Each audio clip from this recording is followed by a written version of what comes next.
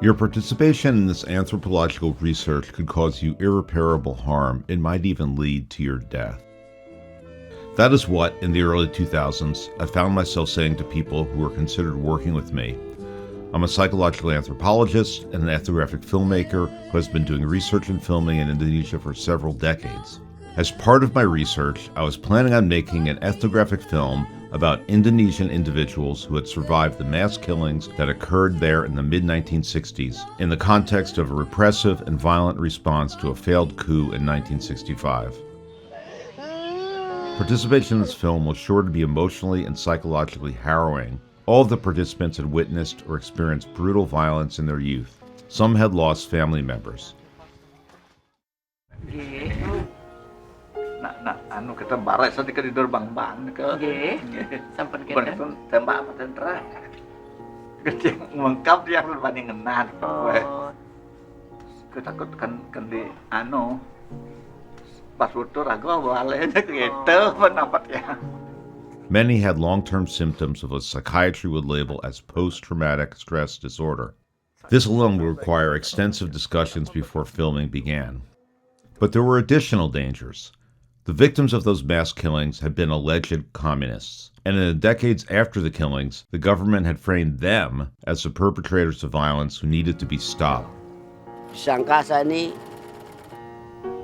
ini yang pintu ada sesuatu yang nggak diinginkan. Di situ tanya. Saya dicurigai ini itu, ya lah. Dicurigai mau ada rencana pembunuhan itu enggak. Tapi saya itu enggak ada ke situ. Tapi ada bagi orang yang curiga pada saya. Saya diambil kerjaan. Jadi orang tua enggak tahu sama sekali. Public discussion of the events were forbidden, and many who had been ordered or had carried out the killings remained in power. For decades, people given testimony about this event or otherwise questioning those in power had been disappeared, jailed, or at risk for vigilante mob violence. Speaking up for what had actually gone on remained a dangerous and courageous act. My father started to be more nervous. He read newspapers and he talked with people, and one day he started to burn his collection of books. Some, knowing the risks, still chose to participate. Some were already activists. Some welcomed the opportunity to finally tell their side of the story. And the film went on to play a role in changing the public understanding and discourse of this dark period in Indonesia's past. It is not an overstatement to say that ethics in anthropology can be a life or death matter. But even when the stakes aren't as high, ethics remain a crucial aspect of anthropological fieldwork. Ethnographic filmmakers are primarily observers, watching life unfold through the camera lens. But we're not only observers. Sometimes, as with the 40 Years of Silence film, we become actors in larger social and political movements. And sometimes we are faced with situations that demand direct engagement or intervention alongside or beyond the parameters of the film project. Let's say you were seeking participants for a film you were making, and you came across this.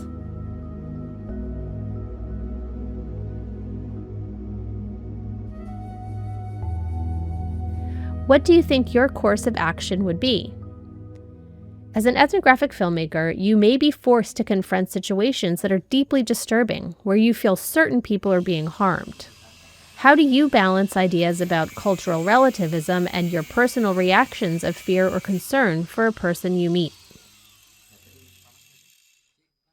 In my experience, making a series of films about major mental illness in Indonesia, I have encountered a number of situations where subjects were in danger or being seemingly mistreated.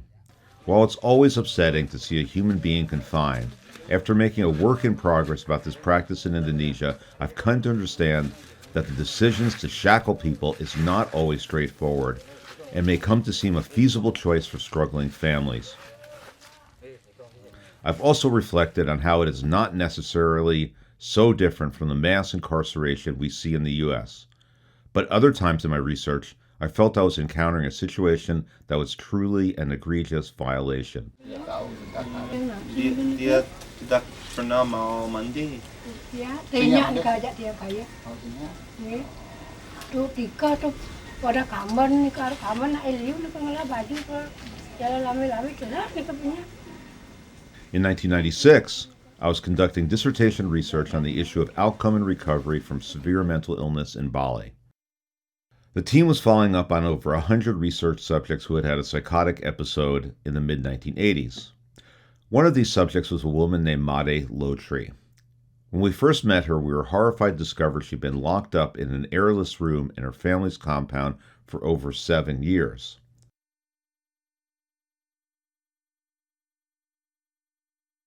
The family agreed to let the team back and film. I visited her several times, along with the Indonesian psychiatric residents with whom I was collaborating. During these visits, the residents offered her medication and treatment.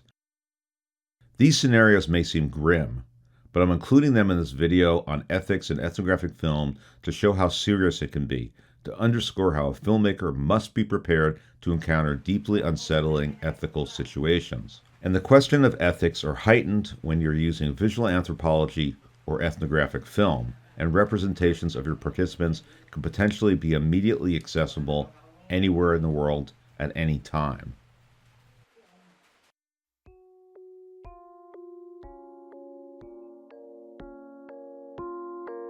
Ethical concerns exist at every stage of filmmaking, but what comes first and foremost is the ethics of participation, how you engage people in your research.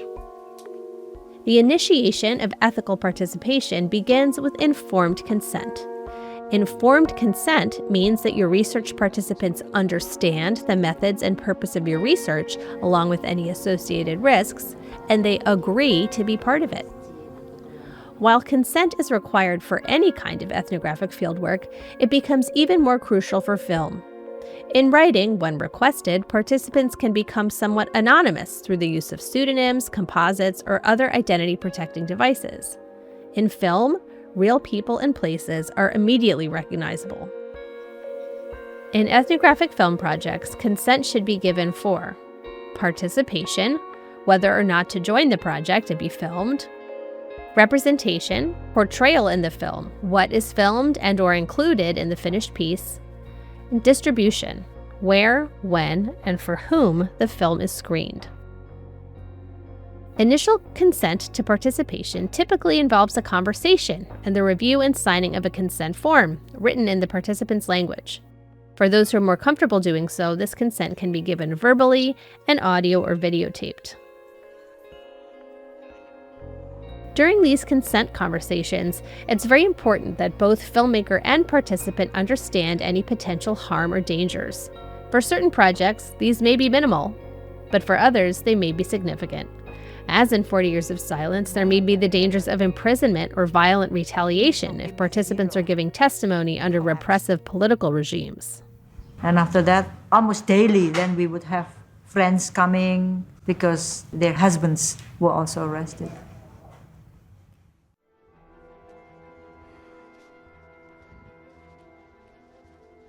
But I feel like from the outside observer, they'd be like, oh, he's got a movie crew. Like, clearly that's the wrong reasons, The worst thing about having a film crew is if it changes your mindset. I mean, the soloing headspace is so fragile. We want to film it well, but it's about not getting in his way and making sure he has the experience he wants.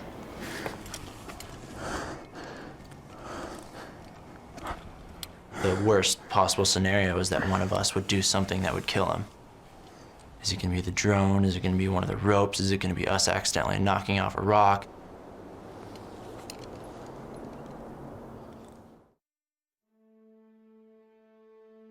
Other risks or harms may be less physical than psychological. Waktu malam diambil kan dia nangis untuk perintah pulang-pulang gitu. Ya sampai dah dia ngerembug di luar itu. Di sini dah sini. When films address painful subjects, and especially past trauma, the personal impacts of interviews might be hard to predict. They might bring a sense of unburdening or relief. Or they might trigger a PTSD reaction and severe distress. These potentialities need to be addressed before they happen. Are participants willing to risk psychological end emotional pain and suffering. He thinks his parents are still alive.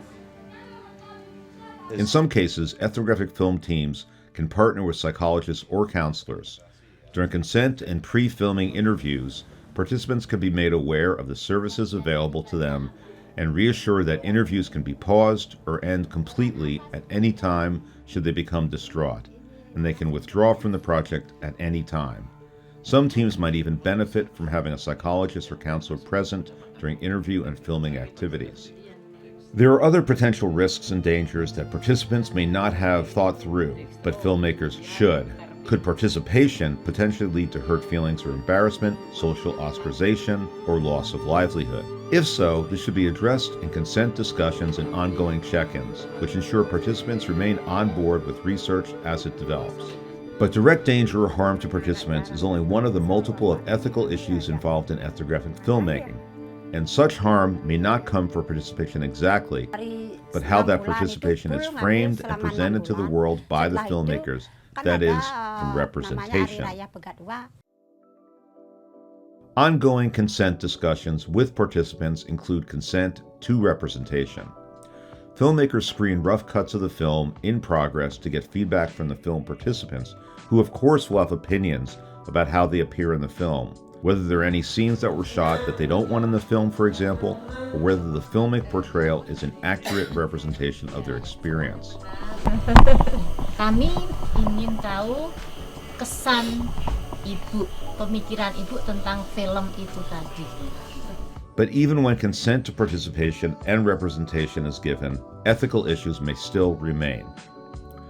Social or cultural context might influence an individual's agreement to participate. Perhaps there is social pressure from the family, peers, or superiors, for example. Other hierarchies, such as power or financial disparities, may also complicate consent, as might illness or ability status.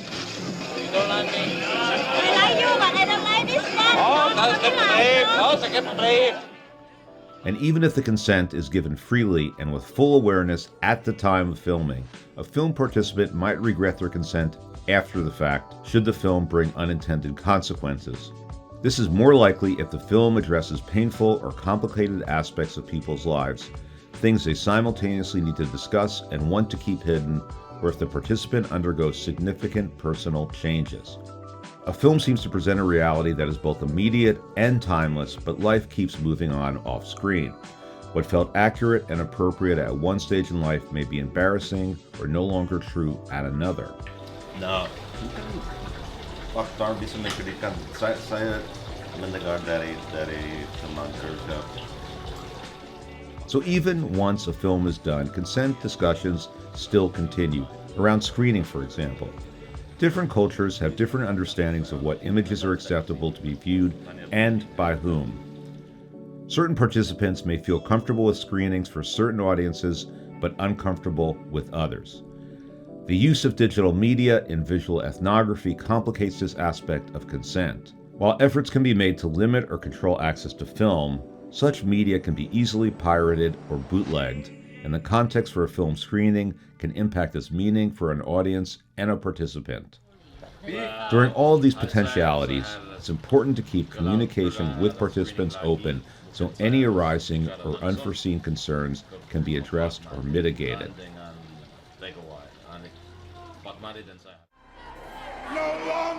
This distinguishes ethnographic filmmaking from other forms of documentary.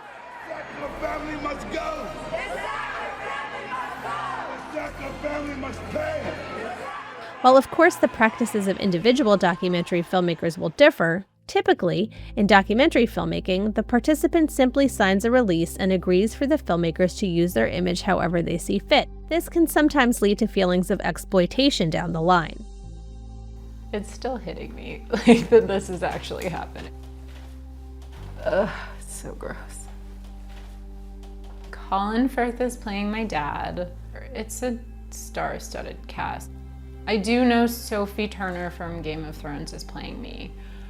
That's when I found that out, I thought, this is gonna be a thing. This is gonna be a thing that people bother me about and that's gonna make my life harder.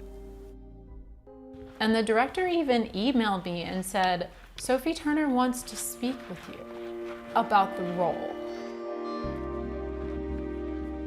And I thought, so you want me to talk about the most traumatic points in my life that I have spent decades in trauma therapy over with an actress who then gets paid to play me. That's not right. Ethnographic filmmakers have a more rigorous standard to take great care throughout the entire filmmaking process, especially regarding culturally sensitive matters. Anthropologists have obligations to the scholarly discipline, to the wider society and culture, and to the human species, other species, and the environment. Anthropological organizations have provided detailed guidelines on research protocol, and anthropologists and ethnographic filmmakers have developed a general code of ethics for those in the field, intended to protect research subjects and ensure ethnographers do no harm.